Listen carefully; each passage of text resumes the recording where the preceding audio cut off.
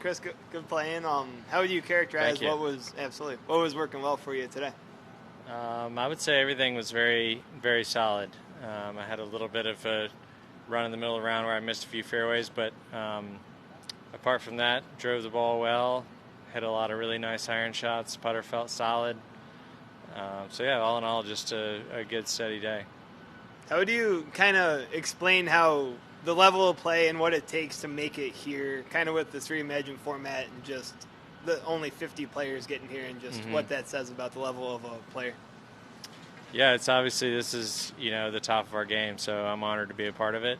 I'm very thankful, feel very blessed that I've had such a good year, and it's just been it's been a blast. And so, I'm also very thankful to feel like I'm playing some pretty decent golf at the moment too. I wouldn't say that our playoffs are not quite like in other sports, where guys feel like they can just step up their game when it matters most. Like golf is a little more fickle than that, I think. Yeah,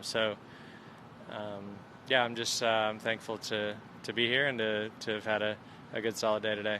Having that success, you've had some success in the FedEx Cup playoffs. You've won a playoffs event, finished second in the FedEx Cup. Does that help you at all with confidence in these, knowing that you've contended and been right there? Or is it such an ebb and flow type of just every day? Yeah, you never know. You never know what's going to happen. That's one thing about this game. You certainly never. Whenever you think you have it figured out, you don't. And whenever you think you're lost and clueless, you're maybe a day away from playing great. So.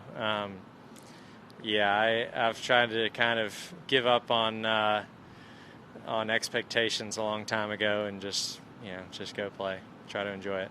And kind of along those lines of golf being, you never know what can happen. Lucas Glover, the last couple of weeks, it's been such a cool story to see, and it's resonated with a lot of people. From your perspective and knowing him through the years, why do you think it is resonating so much, and what does it say about him to be able to do this?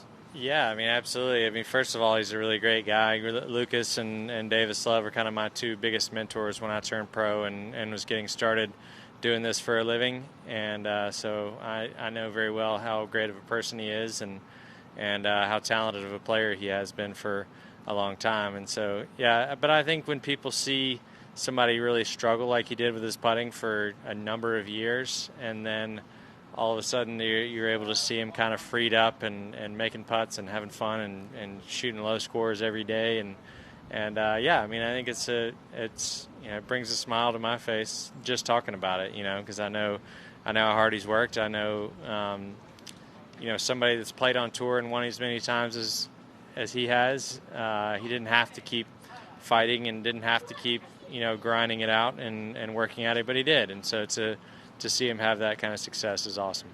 You mentioned him being a mentor to you. Did that start kind of after college down in Sea Island, or when did that? Yes, yeah. When I moved to Sea Island, he was living there at the time as well, and so yeah, it was right during my 3 years on the Korn Ferry Tour. Yeah, we played a lot of golf together, and he and Davis were kind of the two guys that I went to for advice about anything. And then especially once I got out as my rookie year on the PGA Tour, what tournament should I play? Where should I stay? What's a good restaurant here? All of that, as well as playing practice rounds and that kind of thing. The two of those guys were definitely the most influential and the people that I could trust and knew were there for me. And then this course in particular, what does it take to succeed here? Any parts of your game that at Olympia Fields? Everything. This golf course is a fantastic test of every aspect of the game. It's a long golf course, obviously.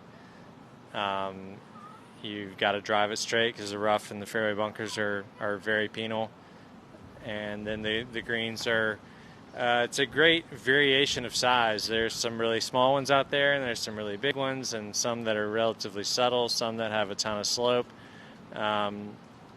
But yeah, there's nothing easy about it, and it's certainly going to test every aspect of your game.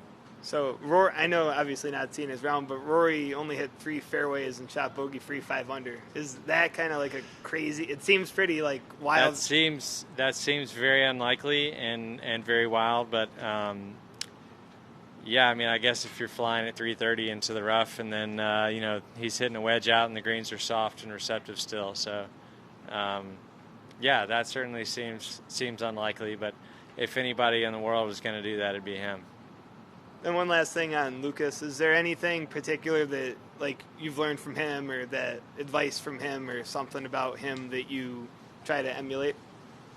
I think just I think I could speak to that with him and Davis as well. Just I certainly learned by example from both of them, you know, what it means to be and how to be a professional golfer, and you know, basically how to act and what to do in almost every situation, whether you're at a corporate outing, or how do you respect your peers in the right way, how do you bring the right level of competitiveness, how, you know, just what it means to be you know, a consummate professional. And those guys were two great examples for me.